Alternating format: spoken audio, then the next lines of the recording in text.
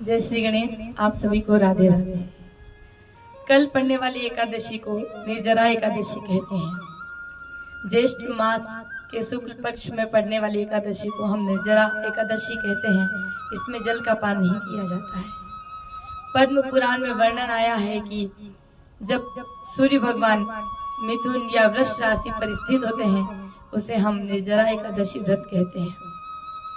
पांडवों के वनवास काल में जब हमारे भुवन मोहन कन्हैया युधिष्ठिर जी को एकादशी का महत्व समझा रहे थे, तब केशव कहते हैं युधिष्ठिर 12 माह में 24 एकादशियां पड़ती है और प्रत्येक 3 वर्ष बाद में एक अतिरिक्त मास जुड़ता है जिसे हम मल मास या पुरुषोत्तम मास कहते हैं। उस मास की 2 एकादशियां मिलाकर कुल 26 एकादशियां होती हैं।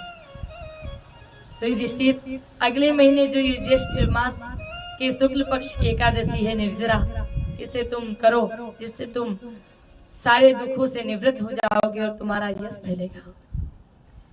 जब हमारे कन्हैया हमारे केशव इस प्रकार से एकादशी का महात्म्य गा रहे थे, तभी उसी समय वहां पर भीमसेन आ जाते हैं।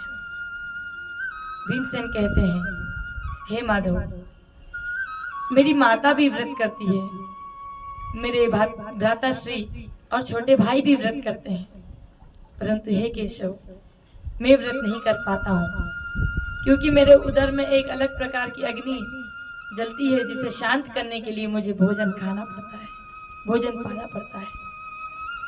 तो हे केशव, कोई ऐसा उपाय बताइए जिससे मेरा उद्धार हो। तभी गोविंद ने कहा कि हे भीमसेन, अगले मास की जो एकादशी है निर्जरा, यदि कोई व्यक्ति निर्जरा एकादशी व्रत करता है तो उसे 24 एकादशियों का फल प्राप्त होता है।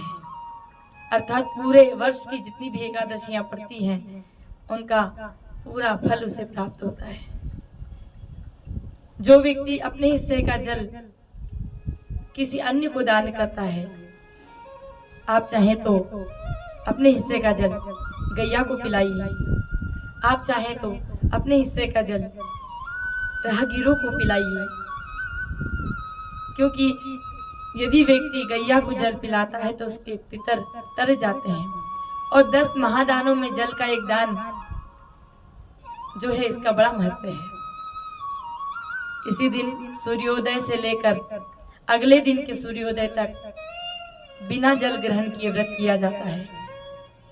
यदि कोई व्यक्ति इस दिन जल पीता है या फलाहार करता है तो ऐसा नहीं है कि उसको फल नहीं मिलेगा, फल तो मिलेगा महाराज, परंतु उसी दिन की एकादशी का फल मिलेगा, 24 एकादशियों का फल नहीं मिलेगा। तो कल जो कि निर्जरा एकादशी का व्रत है, आप कीजिए, प्रभु में आस्था रखिए, प्रभु आप सबके दुखों को दूर करेंगे, क्योंकि वो करुणा निधि किसके दुखों को दूर नहीं करा है आज तक। जिसने जिस रूप में उसको पुकारा है, जिसने जिस रूप में उसकी उपासना की है, वो उस रूप में उसके सामने आया है।